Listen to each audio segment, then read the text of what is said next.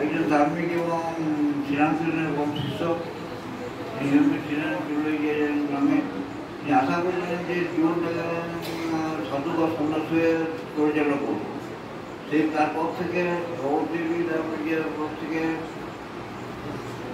তখন দর্শন করে নিজের ঘরে আয়ত্তে রেখেছেন। তারপর থেকে ভাই ফিরে তখন তিনি আরম্ভ করেন নিজের নিজের সাধু বিদ্যাটা নিয়ে যে সন্ন্যাসী হয়ে যাবে। উনি যাওয়ার পর থেকে একটা নিজেকে তৈরি করেছেন নিজের বাড়ি স্কুল কলেজ তৈরি করেছেন।